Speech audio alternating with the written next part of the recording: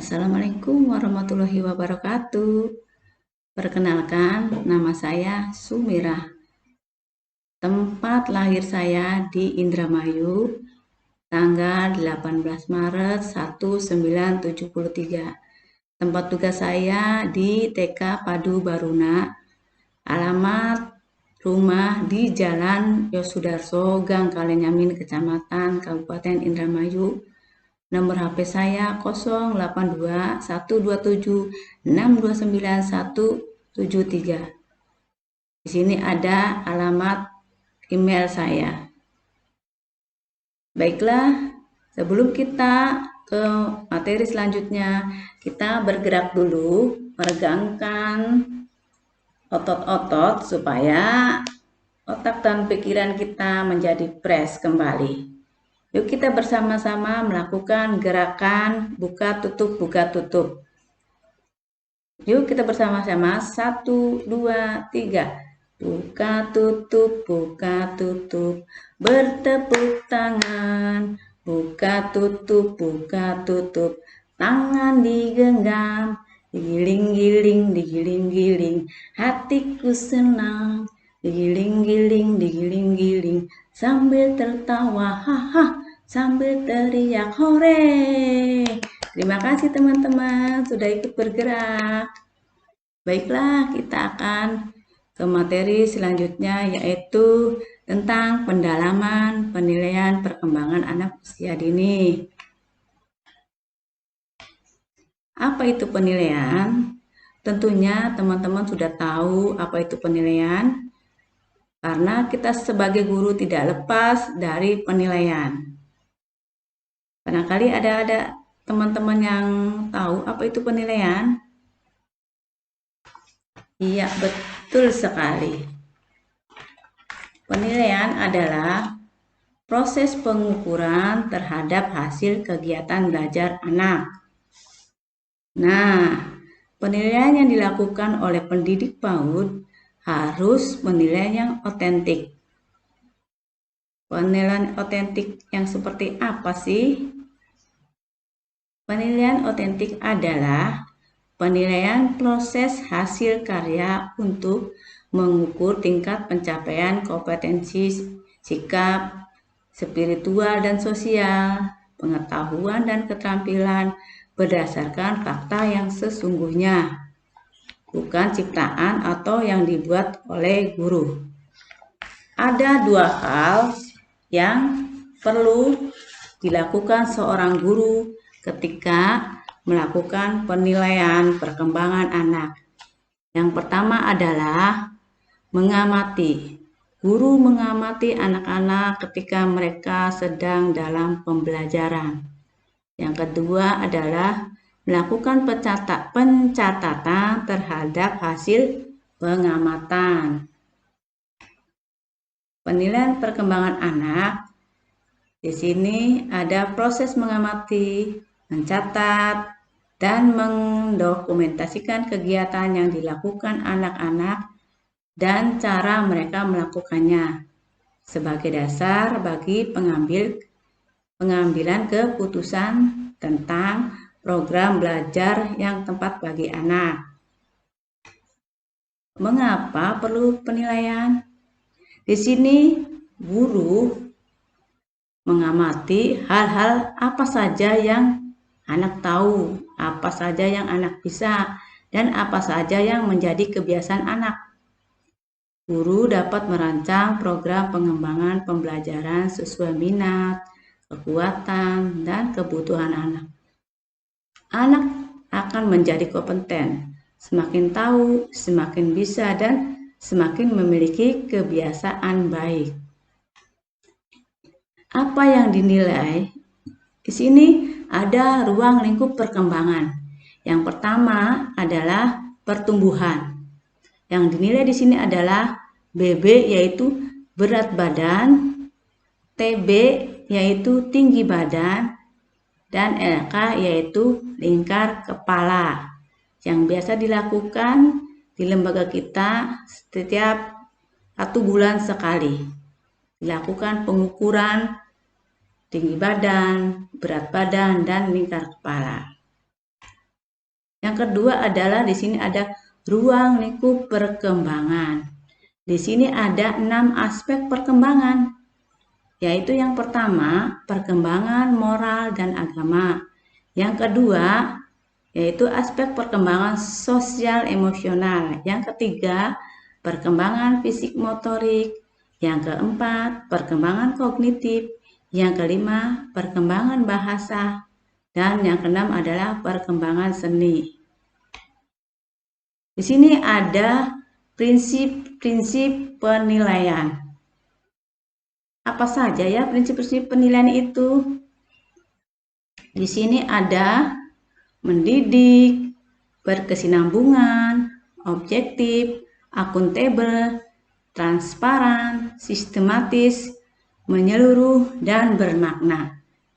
Kita akan tahu apa sih mendidik itu dan bagaimana sih? Apa artinya mendidik di sini? Mendidik yaitu proses dan hasil penilaian dapat dijadikan dasar untuk memotivasi, mengembangkan, dan membina agar anak tumbuh dan berkembang secara optimal. Lalu di sini ada berkesinambungan.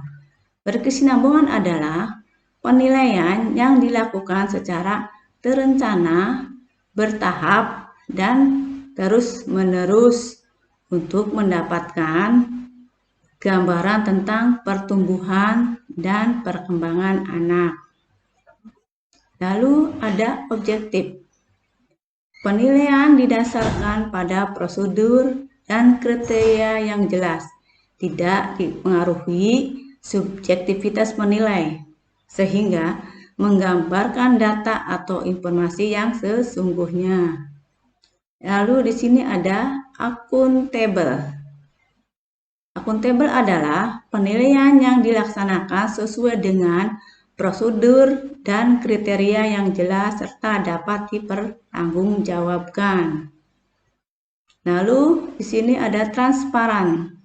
Transparan adalah penilaian dilaksanakan sesuai dengan prosedur dan hasil penilaian dapat diakses oleh orang tua dan semua pemangku kepentingan yang relevan.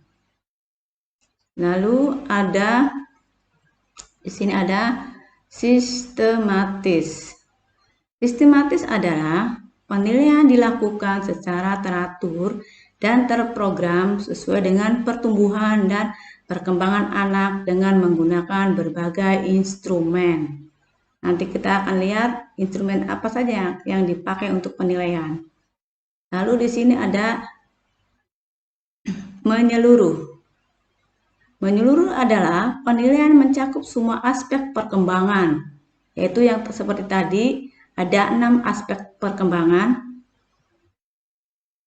dan pertumbuhan anak, baik sikap, pengetahuan, maupun keterampilan. Penilaian mengakomodasi seluruh keragaman budaya, bahasa, sosial, ekonomi, termasuk anak yang berkebutuhan khusus. Lalu yang terakhir adalah bermakna. Hasil penilaian memberikan informasi yang bermanfaat bagi anak, orang tua, guru, dan pihak lain yang relevan. Berikutnya ada apa yang dilakukan sebelum penilaian. Sini kita akan melakukan pengumpulan data, analisis data, dan pelaporan. Ada apa saja di pengumpulan data dan juga ada apa saja di analisis data dan bagaimana cara melaporkannya. Dalam bentuk apa kita akan melaporkannya. Di sini proses penilaian ada di pengumpulan data, ada catatan anekdot, hasil karya, checklist. Di pengolahan data, di sini kita menganalisis data, menyimpulkan, lalu membuat keputusan. Lalu kita melaporkan dalam bentuk tertulis dan lisan. Ada beberapa cara ketika kita ingin melakukan pencatatan penilaian perkembangan anak. Yang pertama ada checklist, yang kedua ada catatan anekdot. Yang ketiga ada hasil karya. Seperti yang saya sampaikan tadi, bahwa ada 3 teknik untuk kita melakukan pencatatan penilaian perkembangan anak. Di sini ada checklist. Checklist adalah cara menandai ketercapaian indikator tertentu dengan tanda-tanda khusus.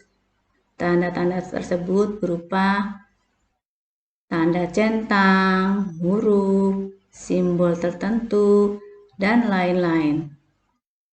Di dalam checklist ini memuat indikator capaian perkembangan. Di sini ada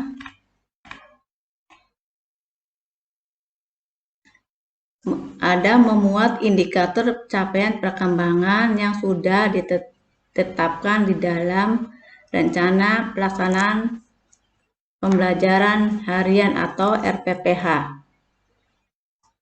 Jadi guru tidak membuat sendiri, tetapi sudah mengacu kepada RPPH. Nah, skala yang digunakan di sini adalah BB, MB, BSH, BSB. Apa yang dimaksud dengan BB, MB, BSH, dan BSB? Di sini ada BB, yaitu artinya anak belum berkembang. Bila anak melakukannya harus dengan bimbingan atau dicontohkan oleh guru. MB artinya mulai berkembang. Bila anak melakukannya masih harus diingatkan atau dibantu oleh guru. BSH artinya berkembang sesuai harapan. Bila anak sudah dapat melakukannya secara mandiri dan konsisten tanpa harus diingatkan atau dicontohkan oleh guru. Lalu yang terakhir adalah BSB, artinya berkembang sangat baik bila anak sudah dapat melakukannya secara mandiri dan sudah dapat membantu temannya yang belum mencapai kemampuan sesuai indikator yang diharapkan. Lalu di sini ada catatan anekdot. Apa sih catatan anekdot itu? Catatan anekdot, catatan seluruh perkembangan anak selama mengikuti kegiatan, yaitu kegiatan pembelajaran dari waktu ke waktu, dari anak datang sampai anak pulang, memungkinkan untuk mengetahui perkembangan anak yang indikatornya tercantum maupun tidak tercantum di dalam RPPH. Lalu yang ketiga adalah hasil karya. Hasil karya anak dapat berupa coretan, tulisan, gambar, lukisan, bangunan balok, hasil lipatan, hasil kolase, hasil roncean, dan karya-karya yang lainnya. Pelaporan merupakan kegiatan mengomunikasikan dan menjelaskan hasil penilaian tentang perkembangan anak setelah mengikuti layanan atau kegiatan pembelajaran di PAUD. Di sini yang terakhir adalah kita melaporkan seluruh perkembangan anak di sini berupa tulisan atau narasi di dalam raport. Kesimpulan dari materi ini adalah keberhasilan guru melakukan penilaian sangat tergantung pada metode dan alat yang digunakan. Setiap kompetensi yang ada di setiap aspek perkembangan yang akan dinilai tentu akan menggunakan metode dan media yang berbeda. Semua disesuaikan dengan tujuan dan prosesnya. Pemilihan media dan metode yang tidak sesuai tentu tidak akan menghasilkan data atau informasi yang maksimal. Oleh karena itu, penggunaan metode dan alat disesuaikan dengan karakteristik sasaran penilaian yang dilakukan. Baiklah, sekian saja materi dari saya. Di sini ada motivasi hidup. Motivasi hidup saya adalah kegagalan ibarat tanda koma dalam sebuah kalimat. Dibuat jeda, tapi tak membuat henti hingga akhir sebuah titik. Semangat, semangat, semangat. Terima kasih. Wassalamualaikum warahmatullahi wabarakatuh.